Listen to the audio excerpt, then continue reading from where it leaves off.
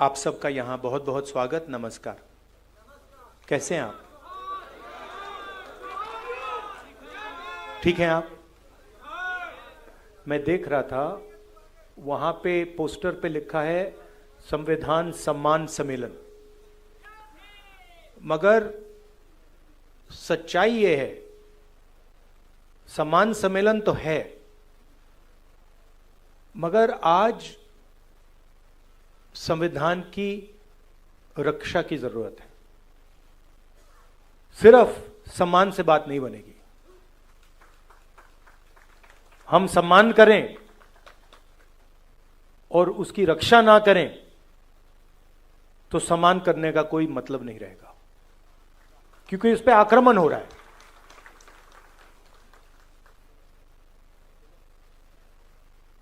जबरदस्त आक्रमण हो रहा है, चारों तरफ से आक्रमण हो रहा है। सिर्फ एक व्यक्ति, मोदी जी, अमित शाह जी, सिर्फ एक दो व्यक्ति आक्रमण नहीं कर रहे हैं। अलग अलग फोर्सेस, अलग अलग शक्तियां इस पर आक्रमण कर रही हैं। कोई आगे से, कोई पीछे से, कोई साइड से, कोई ऊपर से,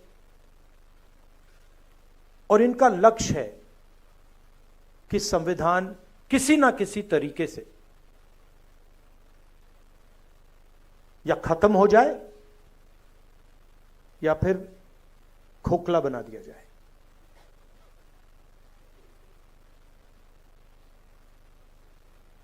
मैं आपसे सवाल पूछना चाहता हूं।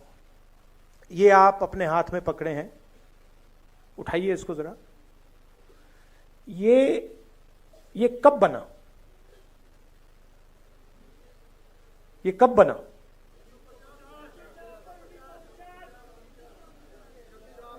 $1950? हाँ,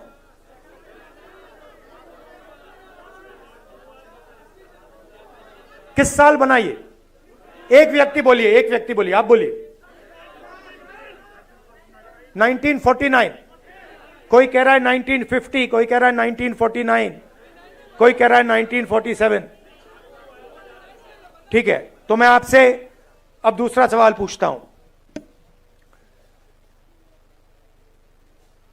अगर बिरसा मुंडा जी नहीं होते तो ये बनता? अगर नारायण गुरु जी नहीं होते तो ये बनता? अगर बसवण्णा जी नहीं होते तो ये बनता? अंबेडकर जी नहीं होते तो ये बनता? बुद्ध भगवान नहीं होते तो ये बनता? गुरु नानक नहीं होते तो ये बनता? तो ये कितना पुराना है?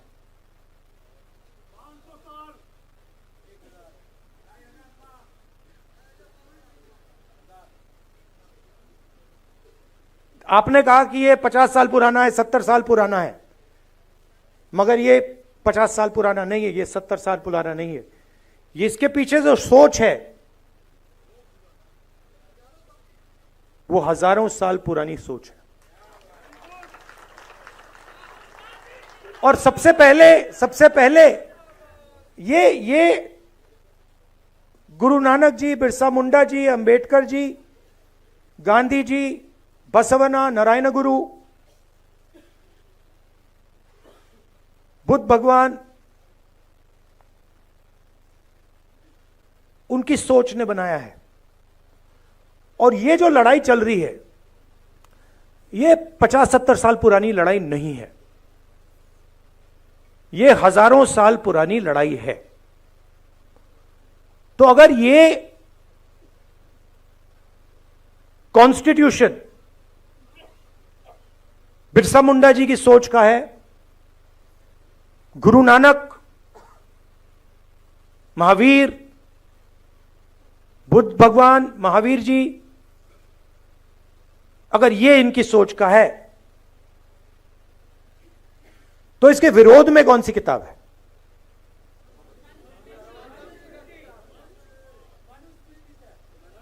मनुस्मृति।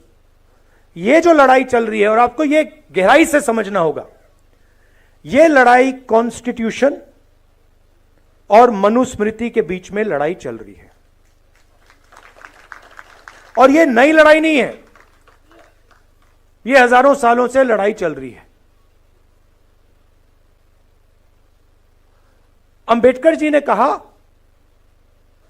Educate, organise, agitate. कहा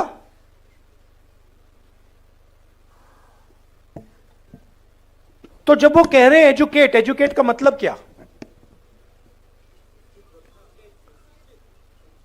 हां,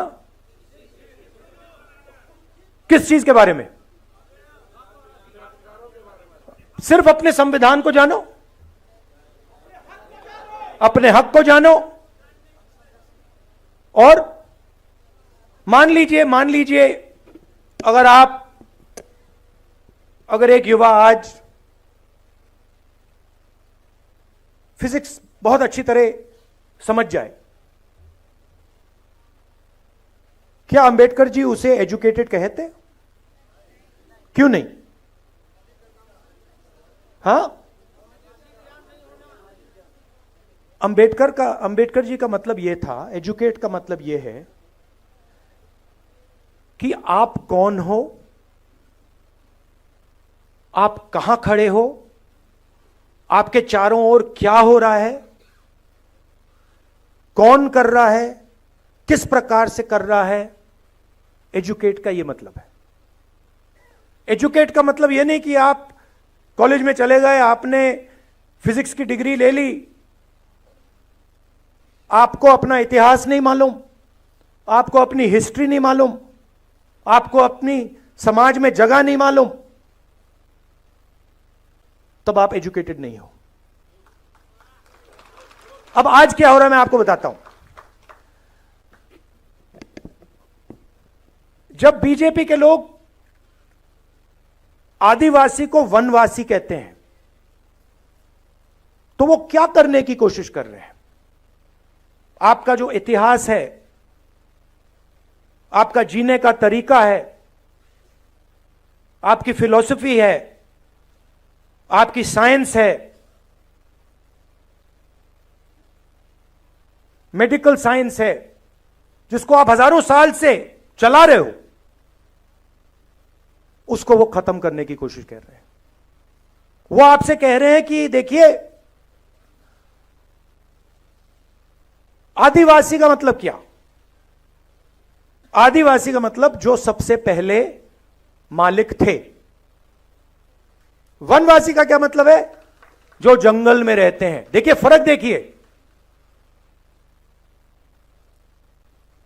मान लीजिए यहां पे आप लोग बैठे हो और ऑडिटोरियम में आप सबसे पहले आए, ऑडिटोरियम आपने बनाया, ऑडिटोरियम की जमीन आपकी, और मैंने आपसे कहा भैया आप वनवासी हो। इसका क्या मतलब है? जंगल में जाओ, ऑडिटोरियम तुम्हारा नहीं है, इसका यह मतलब है। तो जब ये शब्द का प्रयोग करते हैं आदिवासी वनवासी, यह सिर्फ एक शब्द नहीं है, यह आपकी पूरी हिस्ट्री है। मैं हिंदुस्तान के एजुकेशन सिस्टम में पढ़ा हूं, स्कूलिंग मेरी पूरी हिंदुस्तान में हुई।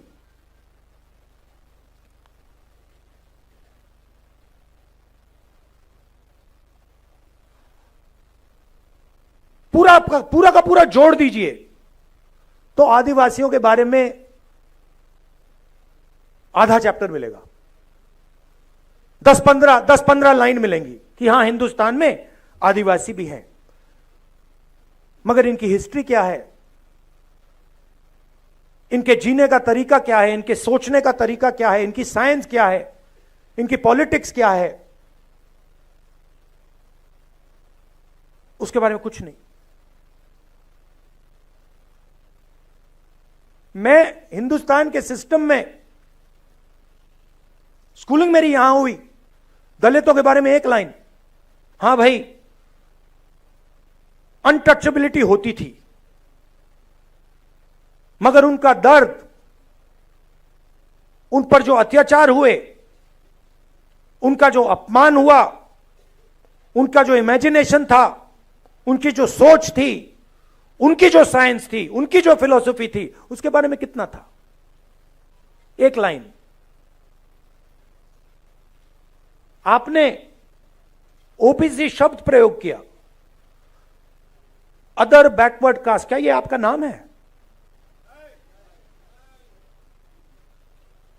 ओबीसी अदर बैकवर्ड कास्ट मतलब हां, वो दूसरे पिछड़े लोग। किसने कहा कि आप पिछड़े हो? किस बेसिस पे कहा? आप इस देश को चलाते हो, आपका खून पसीना से यह देश चलता है,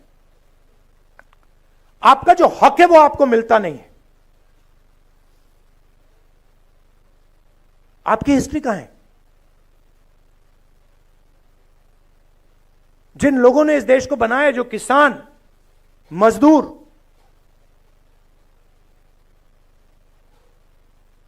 बढ़ई,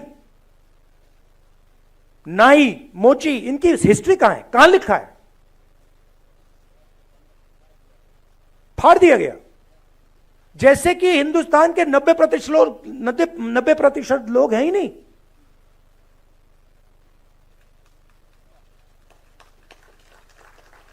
मतलब आप छुपे हुए हो।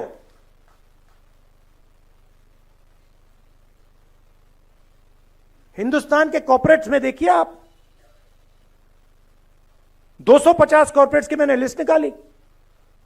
कहां मैं देखता हूं भाई 90% आबादी में से यहां कितने हैं? 250 सबसे बड़ी कॉर्पोरेट्स में, मालिकों में, सीईओज में, सीनियर मैनेजमेंट में आपको एक ओबीसी नहीं मिलेगा, एक दलित नहीं मिलेगा, एक आदिवासी नहीं मिलेगा। करेक्ट? मैं यहां झूठ बोलने थोड़ी आया हूं। हलवा बांट रहे हैं वही, हलवा खा रहे हैं वही। अब उसमें एक और बात है, उसमें बेचारे गरीब जनरल कास्ट के भी लोग हैं, 5-7%, उनको भी हलवा नहीं मिल रहा। आप ब्यूरोक्रेसी में देखिए। बहुत अच्छा लगा आपने 90 में से 3 की बात की। 90 में से 3 ओबीसी, 3 दलित, 1 आदिवासी। दलित की आबादी 15%, आदिवासियों की आबादी 8%, ओबीसी की आबादी कोई जानता नहीं है, कोई नहीं जानता। हम कह सकते हैं कि तकरीबन 50%।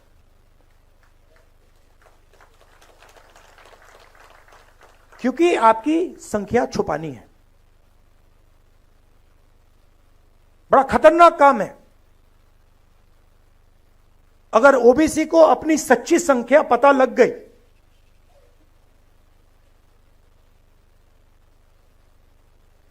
नब्बे में से 3, 50% आबादी, 90 में से 3। और अगर हिंदुस्तान की सरकार में 100 रुपए खर्च होते हैं तो 50% को 100 में से 100 रुपए में से 5 रुपए का निर्णय लेने का मौका मिलता है। 3 अफसर हैं, उनको पीछे बैठा रखा है। आपको कोई ओबीसी, दलित, आदिवासी फाइनेंस मिनिस्ट्री में नहीं मिलेगा, डिफेंस मिनिस्ट्री में, बड़ी बड़ी मिनिस्ट्री में कहीं नहीं मिलेगा। पीछे बैठा हुआ है। 100 रुपए में से 5 रुपए का निर्णय ओबीसी अफसर लेते हैं। 100 रुपए में से 1 रुपए का निर्णय दलित अफसर लेते हैं और 100 रुपए में से 10 पैसे का निर्णय आदिवासी अफसर लेते हैं। मतलब अगर हिंदुस्तान की सरकार 100 रुपए खर्च करती है तो 90% के लोग 6 रुपए 10 पैसे का निर्णय लेते हैं।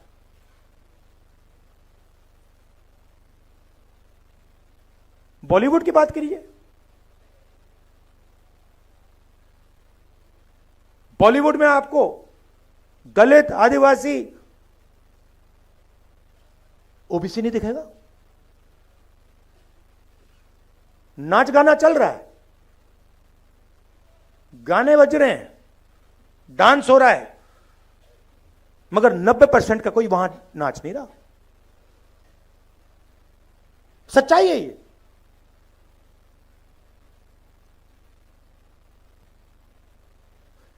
राष्ट्रपति आदिवासी वर्ग की हैं। पहली बार राष्ट्रपति जी को आदिवासी वर्ग से बनाया गया, मगर जब पार्लियामेंट का उद्घाटन होता है तो उन्हें कहा जाता है कि आप आदिवासी हैं, आप अंदर नहीं आ सकती हैं।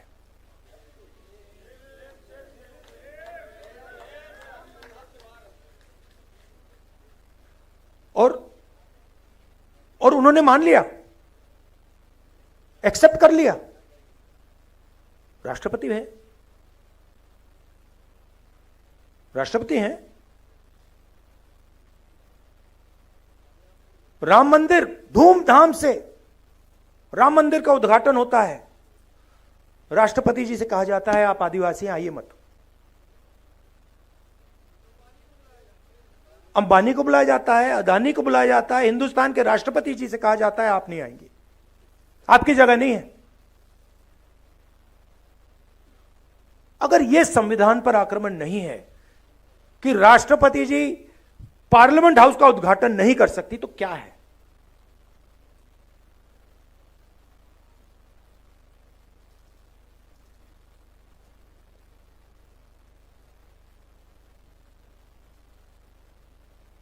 कहा गया था, संविधान में कहा गया है कि एक व्यक्ति को एक वोट का हक मिलेगा, ये इसमें लिखा है। और हिंदुस्तान का हर व्यक्ति एक जैसा है, कोई बड़ा नहीं है, कोई छोटा नहीं है, सबको वही हक मिलना चाहिए, कहा गया है। आप हिंदुस्तान की कोई भी संस्था देख लीजिए जो कॉन्स्टिट्यूशन को चलाती हैं, इस कॉन्स्टिट्यूशन की रक्षा कौन सी संस्था करती है बताइए? मीडिया करती है इसका? मीडिया को करना चाहिए, करती है? नहीं। इलेक्शन कमीशन इसकी रक्षा करता है? नहीं करता है। जो CBI, ED, income tax department के लोग हैं वो इसकी रक्षा करते हैं? नहीं। ब्यूरोक्रेसी के लोग इसकी रक्षा करते हैं? नहीं। क्यों? क्योंकि ये सारी की सारी संस्थाओं को बीजेपी ने कंट्रोल कर दिया है। पूरा देश जानता है कि मीडिया में 90% का कोई नहीं है। पत्रकारों को देखिए, एडिटर्स को देखिए, मालिकों को देखिए, मुझे बता दीजिए कौन सा अखबार है हिंदुस्तान में जिसको दलित, आदिवासी, पिछड़े वर्ग के लोग चला रहे हैं? मुझे बता दीजिए, मान जाऊं मैं, एक नहीं है। तो आपकी आवाज कहां है? कैसे निकल सकती है आपकी आवाज? आपकी आवाज आपके दिल में है, मगर हिंदुस्तान की संस्थाओं में नहीं है। Election commission, ministry, media, judiciary, कहां है आपकी आवाज? और फिर नरेंद्र मोदी जी कहते हैं मैं पिछड़ों का सम्मान करूंगा, दलितों का सम्मान करूंगा, आदिवासियों का सम्मान करूंगा, और फिर आपके हाथ से आपकी शक्ति छीन लेते हैं।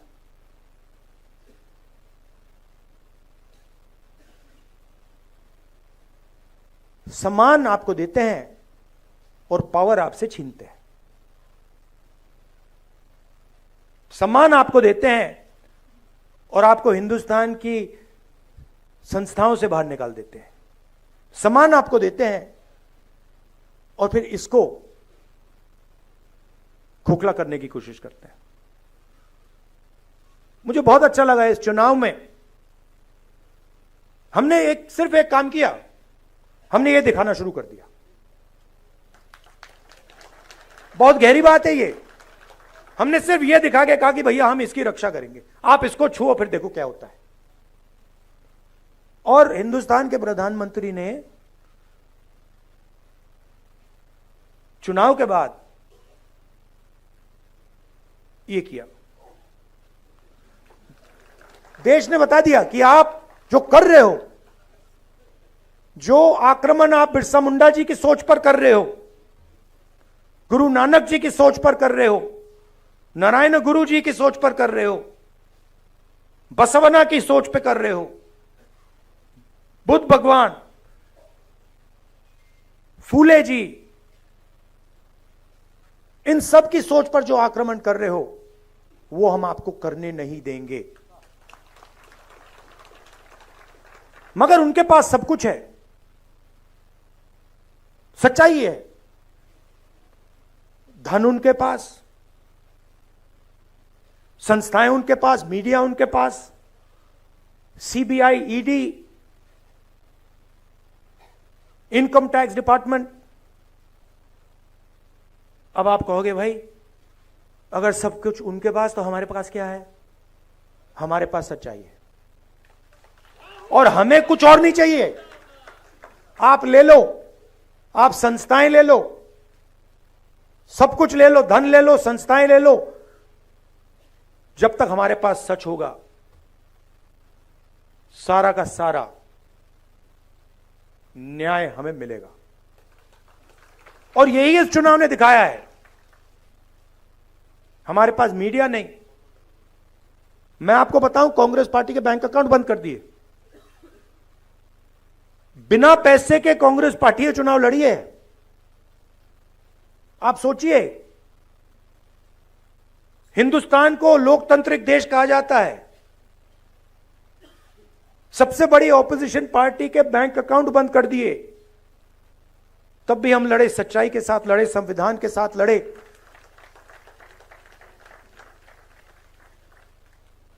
और आजकल मोदी जी मुस्कुराते नहीं है। बंद हो गया, परमानेंटली बंद हो गया, भूल गए। तो अब मैंने आपसे यह कहा कि भाई लड़ाई हो रही है, युद्ध हो रहा है, दो विचारधाराओं के बीच युद्ध हो रहा है। अब यह भी बताना पड़ेगा रास्ता क्या है। देखिए, मैंने संस्थाओं की बात की, थोड़ा सा मैं आपको 2-3 आंकड़े देना चाहता हूं।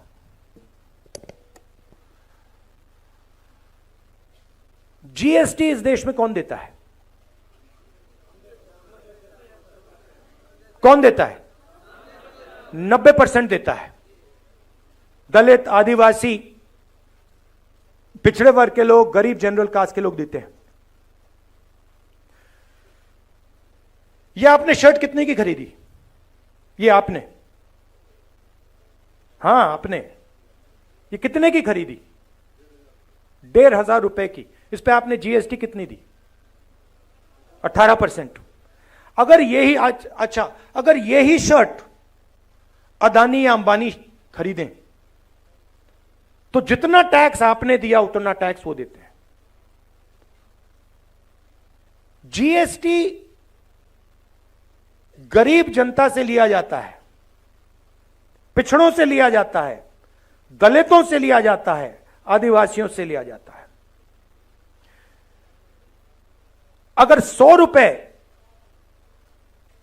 आज हिंदुस्तान में, अगर 100 रुपए टैक्स में लिए जाते हैं, 40 रुपए आम आदमी की जेब से निकलते हैं, 26 रुपए हिंदुस्तान की सबसे बड़ी कंपनियों से आते हैं।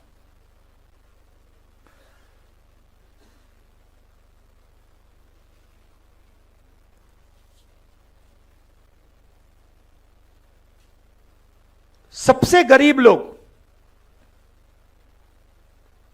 50% सबसे गरीब लोग 60% से ज्यादा जीएसटी देते हैं।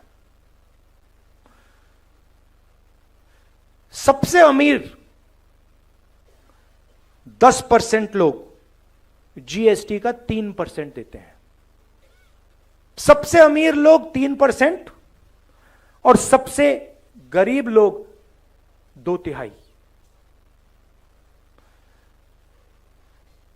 सबसे अमीर 1% के पास हिंदुस्तान का 40% धन है।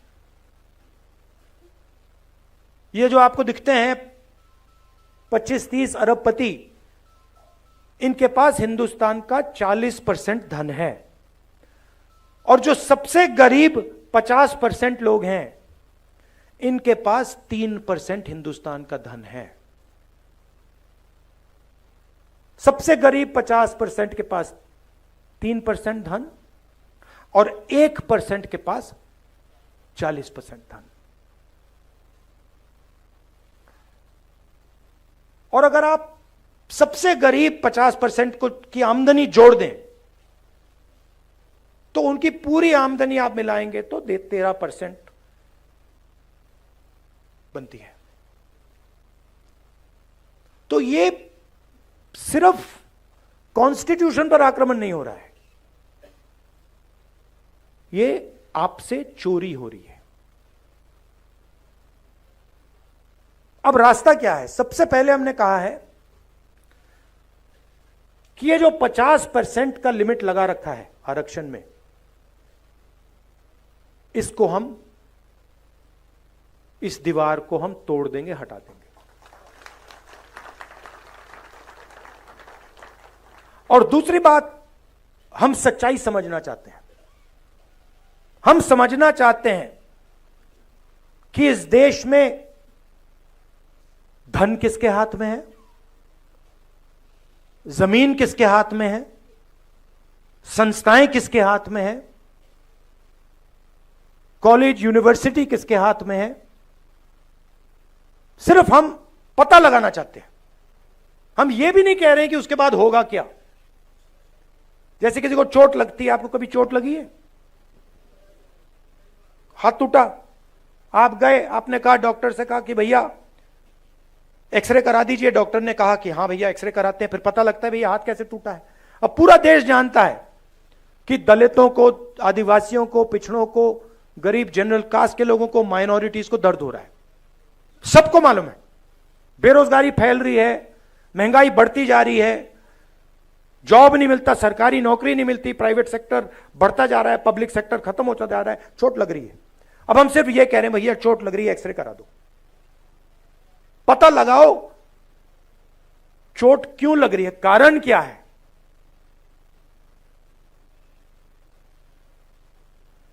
सामाजिक एक्सरे का माध्यम जाति जनगणना है।